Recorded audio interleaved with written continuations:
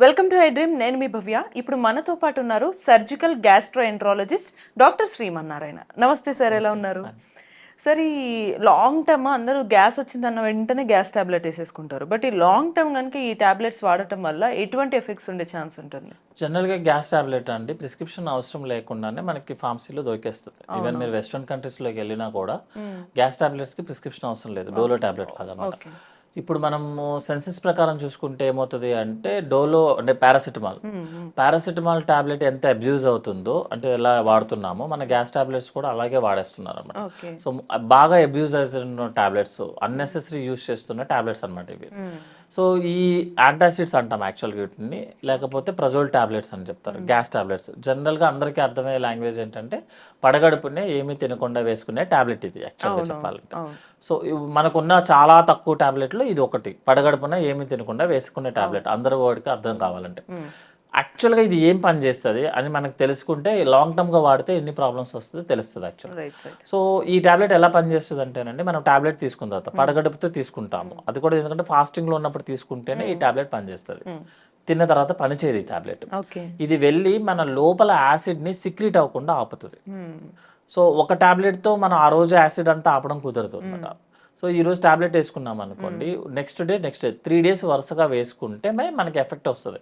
Okay. ఎందుకంటే acid production అనేది continue కాబట్టి ఒకేసారి ఆపడం కుదరదు కాబట్టి ఇది యాసిడ్ ప్రొడక్షన్‌ని తగ్గిస్తది. మ్మ్. అసలు మనకి స్టమక్‌లో ఎందుకు ఉండాలి యాసిడ్ యాక్చువల్లీ? మ్మ్. డైజెషన్ ప్రాసెస్ కోసం కదా. అవునవును. మన ఫుడ్ డైజెస్ట్ అవ్వాలంటే మన స్టమక్ యొక్క కంపార్ట్మెంట్ యాసిడ్ లెవెల్‌లో ఉండాలి. ఓకే. ఆ యాసిడ్ లెవెల్ ఎక్కువైపోయింది అనుకోండి, మనకి గ్యాస్ ప్రాబ్లమ్ వస్తుంది. మ్మ్. అలాగని చెప్పి మన యాసిడ్ లెవెల్స్‌నే తగ్గించేసామనుకోండి, యాసిడ్ ఉండదు కాబట్టి మీకు డైజెషన్ అవ్వదు. ఓకే. సో ఇదే కాన్సెప్ట్ అన్నమాట. మీకు కంప్లైంట్ ఉన్నప్పుడు మనం గ్యాస్ టాబ్లెట్ వేసుకుంటాము. కంప్లైంట్ తగ్గించుకుంటాము. మ్మ్. కానీ యాసిడ్ లెవెల్స్‌ని తగ్గించడం కుదరదు. ఓకే. సపోజ్ నేను టాబ్లెట్స్ వరుసగా ఒక 3 ఇయర్స్ వరుసగా వేసేసుకున్నానండి. కంటిన్యూయస్‌గా వేస్తున్నాను. వేస్తే ఏమవుతది, మీకు బాగానే వస్తది. రిలీఫ్ బాగానే ఉంటది. కానీ లోపల ఏమవుతది అంటే యాసిడ్ లెవెల్స్ డౌన్ అయిపోతాయి. ఓకే. డౌన్ అయిపోతే మనకి ఇండైజెషన్ ప్రాబ్లమ్ స్టార్ట్ అవుతది. మనం ఏమనుకుంటాము ఇండైజెషన్ ప్రాబ్లమ్ ఉంది కదా అని మ్మ్. ఒక కంపెనీతో మొదలుపెట్టి మొత్తం మార్కెట్‌లో ఉన్న అన్ని టాబ్లెట్స్ వాడేస్తాం యాక్చువల్‌గా. ఇది చాలా అది జరుగుతుంది. అందరూ చేసే తప్పు. అవును. ఈ ఎందుకంటే టాబ్లెట్ తగ్గట్లేదు ఈ కదా టాబ్లెట్ అనుకొని ఇంకోటి తగ్గట్లేదని తీసుకోవడం. ఇంకొక డాక్టర్ ఒక 4, 5 ఎండోస్కోపీలు చేసుకుంటా వెళ్ళిపోతుంటాం యాక్చువల్‌గా. అవును. వెళ్ళిపోవడం వల్ల ఏమవుతది అంటే యాక్చువల్‌గా ఇండైజెషన్ ప్రాబ్లమ్. ఎందుకంటే యాసిడ్ లెవెల్స్ తగ్గిపోతున్నాయి. మనమే రైట్, రైట్. తగ్గించేస్తున్నాము. అవును. అలా కాకుండా మనం ఏంటంటే ఇవన్నీ 1 వీక్ 10 డేస్ అండి మాక్సిమం టాబ్లెట్స్. ఓకే. ఈ 1 వీక్ 10 డేస్ వాడుకున్న తర్వాత మనము diet adjustment, life style modification చేయాలి. మ్మ్. డైట్, లైఫ్ స్టైల్ మోడిఫికేషన్ అనేది మనకి లైఫ్ లాంగ్ అవును. యాక్చువల్లీ. అవును. సో అవి చేసుకుంటూ అయినా కూడా మధ్య మధ్యలో ఎప్పుడైనా ప్రాబ్లమ్ వస్తే మనం ఎస్‌జిటి ట్రీట్మెంట్ వాడుకోవచ్చు. Right, right. అది కూడా మాక్సిమం మేము ప్రిస్క్రైబ్ చేసేది అంటే 1 week to 10 days. Okay.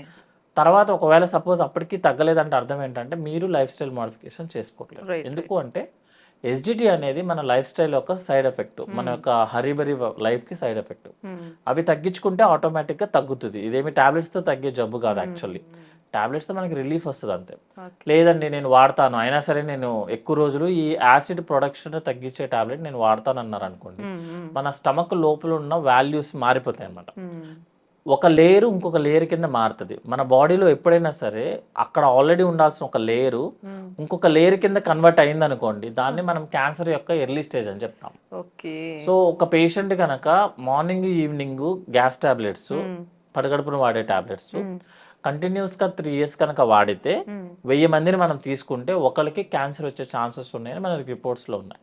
Okay. But జనరల్‌గా మనము చూడం యాక్చువల్‌గా. 3 ఇయర్స్ ఒక పేషెంట్ కంటిన్యూ ఫాలో అప్ అనేది జరగదు. జరగదు. కానీ బుక్‌లో కాకపోతే ప్రకారం నొప్పి వచ్చిందంటే వెంటనే గ్యాస్ ఇబ్బంది ఉందనంటే వెంటనే వెంటనే వేసేస్తారు. తీసేసుకుంటారు. ఎందుకంటే మీరు చూసుకుంటే మ్మ్. ఈవెన్ విలేజ్‌లో అయినా సరే గ్యాస్ టాబ్లెట్ ఇంట్లో లేని ఇల్లు ఎవరు ఉండదు ఉండదు. యాక్చువల్‌గా. లిటరల్లీ ఇప్పుడు మన ఇంట్లలో కూడా ఇన్ జనరల్ గా అసలు ఒక షీటే తెచ్చి పెట్టుకుంటారు. తెచ్చిపెట్టుకుంటారు. ఎందుకంటే ఇవన్నీ జనరల్‌గా ఏదైనా ఫంక్షన్స్ ఉన్నప్పుడు, వర్క్ ఎక్కువైపోయినప్పుడు ఆ టాబ్లెట్‌లు మన ఫార్మసీకి వెళ్ళమని చెప్పేసి వేసేస్తాం.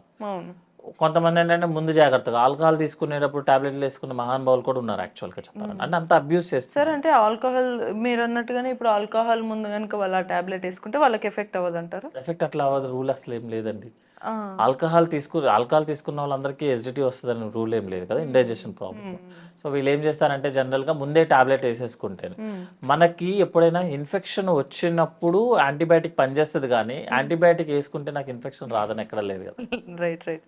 యాంటీబయాటిక్ సో ముందు పనిచేయాలంటే జాగ్రత్తగా నేను మందు తాగుతున్నా కానీ ఇంకేది తాగుతున్నా నాకు గ్యాస్ రావద్దు ఏది ఇబ్బంది రావద్దని అవ్వద్దని ముందే ముందే వేసేస్తాము. వేసుకుంటే ఇప్పుడు ముందే వేస్తాం. యాక్చువల్‌గా టాబ్లెట్ పనిచేసేదే మీకు ఎస్‌డిటీ లెవెల్స్ ఎక్కువుంటాయి. అందుకే మనం ఇందాకల అనుకున్నట్టు పేషెంట్‌కి గ్యాస్ కంప్లెయింట్ ఉన్నప్పుడే మీ టాబ్లెట్ పనిచేస్తది. లేకపోతే పని చేయదు. అది టాబ్లెట్ క్రియేట్ చేసిందే అట్లా. రైట్. టాబ్లెట్ పనిచేసేదే మీకు గ్యాస్ ప్రాబ్లమ్ ఎక్కువ సింపుల్‌గా ఉంటేనే రీసెంట్‌గానే పనిచేస్తది. మనకి ఇది స్టేట్ మెడికల్ కౌన్సిల్ వాళ్ళు కూడా చెప్తున్నారు. ఏంటంటే ఏఎంఆర్ ఇష్యూ అనేది తర్వాత ఇబ్బంది పెడుతుందని. అవును. సేమ్ మీరన్నట్టుగానే ఏ ఇబ్బంది లేకుండానే మెడిసిన్ అన్నీ ఏసుకోవడం వల్ల దాని దాని రెసిస్టెన్స్ తర్వాత పవర్ పని అనేది లేకుండా చేయదండి. అంతే. పోతుంది. మీరిప్పుడు మన బాడీలో ఒక మెకానిజంకి మనం ఒక టాబ్లెట్ కనిపెట్టాము. మీరు పద్దాకల ప్రతిసారి ఆ టాబ్లెట్ వేసుకుంటున్నారు. హ్మ్. ఎస్‌డిటీ ప్రొడక్షన్ ఆపేస్తూ ఉంటది. హ్మ్. తర్వాత కొన్ని అందుకే కదా కంపెనీస్ పేర్లు మారిపోతాయి. అవును. కొత్త కొత్త కంపెనీస్ టాబ్లెట్స్ వచ్చేస్తాము. అది పని చేయట్లేదంటే ఇది.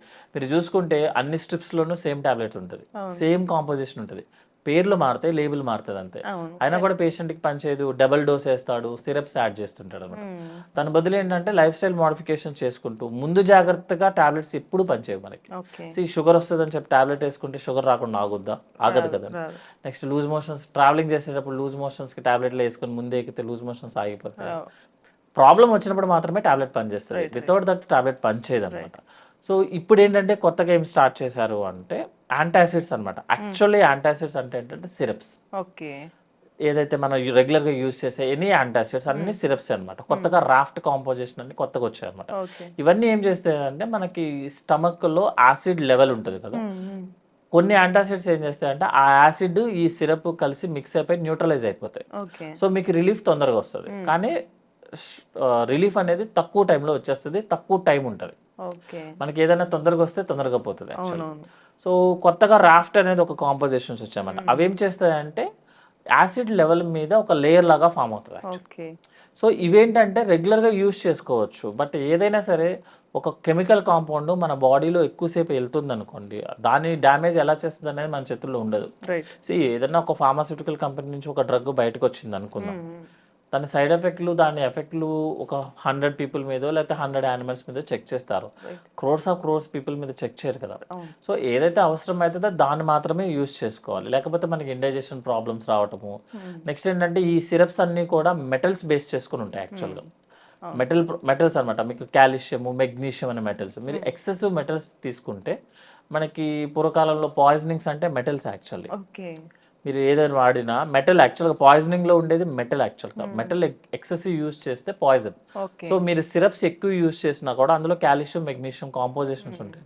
కొన్నిసార్లు మనకి ఎక్కడైనా న్యూస్‌లో వచ్చినప్పుడు సడెన్‌గా ఎక్స్‌పైరీ డేట్ సిరపో సంథింగ్ ఇంకేదైనా సిరప్ తాగి చనిపోయారని అంటే behind the history or scene ఇలా ఇలా ఉండొచ్చేమో. ఉంటది. ఇప్పుడు మీరు కాఫ్ సిరప్ తీసుకున్నారనుకోండి. కాఫ్ సిరప్ ఏం చేస్తది? కొంచెం సెడేషన్ క్రియేట్ చేస్తది. దాని ఎఫెక్టే అది. ఓకే. యాంటీ అలర్జిక్ దాని ఎఫెక్టే అది. మీరు కాఫ్ సిరప్ ఎక్కువ తీసుకున్నారనుకోండి మీకు ఎనస్థీషియా ఫీలింగే వస్తది అవును. యాక్చువల్‌గా అన్నమాట. అవును. అట్లాగే ఇవి కూడా అంతే. ఎక్కువ మీరు యాంటాసిడ్స్ ఎక్కువ తీసుకున్నారనుకోండి మెటల్ పాయిజనింగ్ అన్నమాట యాక్చువల్లీ. అవునవును. అది టెస్ట్‌ల్లో కూడా దొరకదు. పేషెంట్ ఏమైపోయిందని. అవునవును. కొంతమంది ఏం చేస్తారంటే డబ్బాలు మూతలో పోసుకుంటే ప్రాబ్లమ్ ఇలా వచ్చిందని ఇలా ఎత్తి డైరెక్ట్‌గా తాగేస్తారు. తాగేస్తుంటారు. మెయిన్‌గా గ్యాస్ ఏం కాదులే అనే ఏం థాట్‌లో కాదు. ఇంకా ఎక్కువ. యాక్చువల్‌గా గ్యాస్‌దనే ఎక్కువ ప్రాబ్లమ్ వస్తది. అందులో రా మెటల్స్ ఉంటాయి యాక్చువల్‌గా. రైట్. కాల్షియం, మెగ్నీషియం అనే మెటల్స్ ఉంటాయన్నమాట. హ్మ్. ఎక్కువ తీసుకుంటే పాయిజనింగ్ వల్ల పేషెంట్‌కి మెటల్ పాయిజనింగ్ సైడ్ ఎఫెక్ట్స్ వస్తాయన్నమాట. లైక్ న్యూరలాజికల్ ప్రాబ్లమ్ రావటము, బ్రెయిన్ ప్రాబ్లమ్స్ మై రావటము, గాడ్. G I tract. సో ఏదైనా సరే అవసరం ఉన్నంత వరకే. హ్మ్. బట్ ఏది సమస్య లేదు అని అనుకున్న ఒక్క గ్యాస్ టాబ్లెట్ ఇంత రిస్క్‌కి మీకు దారి సమస్య తీస్తుందని. లేకుండా ఈవెన్ పారాసిటమాల్ కూడా లేదండి. రైట్. పారాసిటమాల్ మీరు రోజుకి 4 టాబ్లెట్స్ ప్రకారము నెల రోజులు వేసుకుంటే మీ లివర్ సగం ఎగిరిపోతది.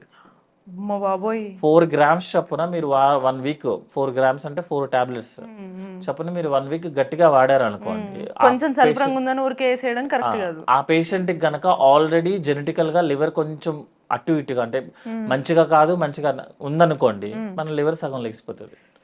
సో అందుకేనండి ఏ టాబ్లెట్ కూడా వితౌట్ సైడ్ ఎఫెక్ట్స్ జరగదు. రైట్. So right. కంప్లెయింట్ ఏదైతే ఉందో కంప్లెయింట్ రాకుండా చూసుకోవాలి. వచ్చిన తర్వాత మినిమమ్ డ్రగ్స్‌తో మేనేజ్ చేసుకోవాలి. హ్మ్. ఎన్ని రోజులైతే వాడాలో అన్ని రోజులు మాత్రమే వాడాలి. తర్వాత రిపీట్ అవుతుందంటే అర్థము మనము సరిగ్గా ఫాలో అవ్వలేదు. రైట్. ఇవన్నీ చేసుకుంటే they are the safest drugs actually. Super. Clear కట్గా అక్కడ మనకి ఏంటంటే డాక్టర్ ప్రిస్క్రిప్షన్ అని ఎందుకు అంటారు అని అంటే సీరియస్లీ అది ఎందుకు వాడాలి, ఎంత వాడాలి, ఎంత మోతాదులో వాడాలి అనేది మనకి ఇక్కడ తెలుస్తుంది సార్. అంతేనండి, డాక్టర్ ప్రిస్క్రిప్షన్ అనేది రూల్ పెట్టిందే ఆ ఉద్దేశంతో యాక్చువల్లీ. సో ఫైనల్గా ఒకవేళ ఇంత మరి సార్ ఇంత రిస్క్ ఉంది కదా గ్యాస్ టాబ్లెట్ వాడితే, బట్ మరి మాకు రెగ్యులర్గా యాసిడ్ కానీ యాసిడ్ రిఫ్లెక్స్ ఎక్కువ వస్తుంది, లేదా గ్యాస్ ఎక్కువ ఇబ్బంది ఉంటుంది, మరి డైలీ వాడితే ఇబ్బంది అంటున్నారు, ఏం చేయాలి అని అనుకున్న వాళ్ళకి? జనరల్గా డైట్ మెయింటెనెన్స్ చేసుకోవాలండి, డైట్ లైఫ్ స్టైల్ మోడిఫికేషన్ చేసుకోవాలి, ఫిజికల్ యాక్టివిటీ మంచిగా ఉంచుకోవాలి, అట్లీస్ట్ రోజుకి ఒక 1 hour మినిమం 30 minutes. అందరూ ఎక్స్క్యూజ్ అడుగుతారు ఇంక్లూడింగ్ మీ ఆల్సో. సో ఏంటంటే ఒక 30 minutes వాకింగ్ చేయడం స్టార్ట్ చేయాలి. ఇంకొకటి ఏంటంటే సపోజ్ అయినా సరే మీకు కంట్రోల్ అవ్వట్లేదు, మీరు ఎండోస్కోపీ చేయించుకున్నారు అయినా సరే ప్రాబ్లం లేదు, ఒక్క రోజు గ్యాస్ టాబ్లెట్ వేసుకుంటే it will work for 3 days. Okay. So before breakfast ఒక టాబ్లెట్ వేసుకుంటే it will work for 3 days. 3 days అంటే మీకు 100% రిలీఫ్ ఇవ్వకపోవచ్చు, బట్ మేనేజ్ చేస్తుంది అనమాట. మధ్యలో ఎప్పుడైనా సరే ఎక్కువ ఇబ్బంది పెట్టింది అనుకోండి సిరప్ వేసుకుంటాం. సో ఇట్లా చేస్తే మీరు లాంగ్ టర్మ్ గా యూజ్ చేస్తున్నట్టు ఉంటుంది. మనం చెప్పడానికి బాగానే ఉంటుంది, లైఫ్ స్టైల్ మోడిఫికేషన్ చేసుకోండి, డైట్ మోడిఫికేషన్ చేసుకోండి. ఇప్పుడున్న మన ఎన్విరాన్మెంట్ లో ఇంత మోడిఫై చేసి ఇంత స్ట్రిక్ట్ గా ఉండడం కుదరదు యాక్చువల్లీ. సో అందుకని ఏంటంటే మేము లేటెస్ట్ గా ఏం చెప్తున్నామంటే బిఫోర్ బ్రేక్ఫాస్ట్ ఒక టాబ్లెట్ వేసుకోండి, ఒక 3 days ఏం వేసుకోవద్దు. మధ్యలో కనుక ఏదైనా కంప్లైంట్ మీరు భరించలేని కంప్లైంట్ వచ్చింది అనుకోండి, ఆ రోజు సిరప్ వేసుకోండి. సిరప్ కూడా అది కూడా కొంత ml మాత్రం, కొంత ml 15 ml రెగ్యులర్ గా యూస్ చేయమని చెప్పి, రెగ్యులర్ గా కాదు ఆ టైంలో వేసుకోమని చెప్తా. అప్పుడు మీరు ఏంటంటే మనకి కంప్లైంట్ వచ్చినప్పుడు కన్నా మనం దాన్ని ఎక్కువ వాడితేనే ప్రాబ్లమ్ వస్తుంది. ఇట్లా చేసుకుంటే అట్లీస్ట్ సైడ్ ఎఫెక్ట్స్ తగ్గుతాయి. ట్రూ. సో ఒక్క గ్యాస్ టాబ్లెట్ ఎన్ని ఇష్యూస్కి దారితీస్తుందని మనకి ఇప్పటి వరకు తెలియక ఇంట్లో షీట్స్ పెట్టుకొని ఉన్నాం కదా. సో మీరు కూడా మీ ఇంట్లో షీట్స్ అన్నిటినీ కూడా అట్లే పెట్టుకోండి, అవసరమైనప్పుడు మాత్రం అది సార్ చెప్పిన విధంగా వాడండి. ఇంకా మరిన్ని డౌట్స్ ఏమన్నా ఉన్నా కూడా కమెంట్లో అడగచ్చు. మరిన్ని ఇన్ఫర్మేషన్స్ కోసం keep watching I dream. Sir, one life lesson what medicine has taught you. Whatever you can do without expecting. But I really believe మన పాజిటివ్ యాటిట్యూడ్ ఉంటేనే మనం ఏదైనా సాధించగలం. గట్ని మనం కరెక్ట్గా డీల్ చేసినట్లయితే అది మనకి పాజిటివ్ హార్మోన్స్ని రిలీజ్ చేస్తుంది. షుగర్ వచ్చిన వాళ్ళ పరిస్థితి ఏంటి? పొట్ట దగ్గర పెరిగితే దాన్ని ఆండ్రాయిడ్ అంటారు, ఆండ్రాయిడ్ ఫోన్ కదా. అసలు థాట్స్ ఎందుకు వస్తాయి? బ్రెయిన్ డెడ్ అంటే దానికి ప్రపంచం అంతా కూడా కొన్ని నిర్దిష్టమైనటువంటి లక్షణాలు. మానసికంగా ధైర్యంగా ఉంటే క్యాన్సర్ జయించవచ్చు. You are a doctor for a cause sir, అంతే. వాళ్ళకి వచ్చిన ఆదాయం కాకుండా ఫ్రీ సర్వీస్ ఎంతమందికో చేస్తుంది.